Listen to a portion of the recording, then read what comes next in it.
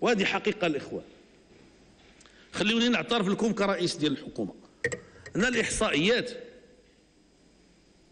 حنا درسنا الإحصائيات وكنفهموها. الإحصائيات هي مؤشر ماشي حقيقة مطلقة، لأنه التأويل ديالها وهي نفسها تغر إن لم تكن يعني، فخاص نعرفوا بالضبط. لأنه حنايا ملي تنمشيو للبوادي، تنمشيو للمناطق اللي كان فيها الفقر، كنلقاو بلي هذه الأرقام هذه كاين غير في هذه الأوراق هذه، لا علاقة لها بالواقع.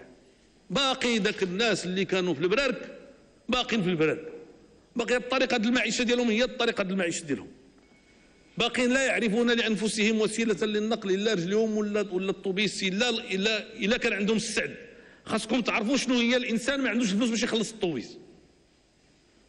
هذه راه أشياء ربما لا يصدقها المواطن العادي، ولكنها واقع وحقيقة. وسمحوا لي غنقول لكم واحد القضية، حتى الجوع باقي موجود. أنا اليوم في هذه الأيام هذه كاين اللي كيجي كيقول لي السي بن كيران والله ما كنلقاو باش نكملوا الفلوس باش نديروا الحريرة ديالنا. لأن أنا كيجيو عندي الناس للدار، واش كذبوا ولا صدقوا الله أعلم، ولكن لا شك إلا كانوا ما صدقوش 100% راهم قريبين من الصدق، لأن الحالة ديالهم تتبين شنو هي الحقيقة. وعار هذا علينا كأمة. شحال وصلنا السي نزار ديال الشراء ديال السيارات؟ 5 دولار،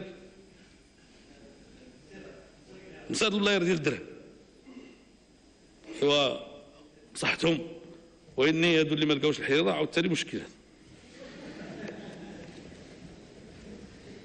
انا ماشي ضد الاغنياء، انا معروف، بالعكس، لا ما كنخلع حد، انتم هنيونا. لا قلتي عفى الله عما سلف يقول لك كتدافع على الفساد، لا قلتي لهذو يقول لك كتخلع. انا ما كنخلع حتى شي واحد، بالعكس، ولكن تنقول مجتمعنا في صالحه يكون فيه الاعتدال وحد ادنى من التضامن، حد ادنى من التضامن، حد ادنى.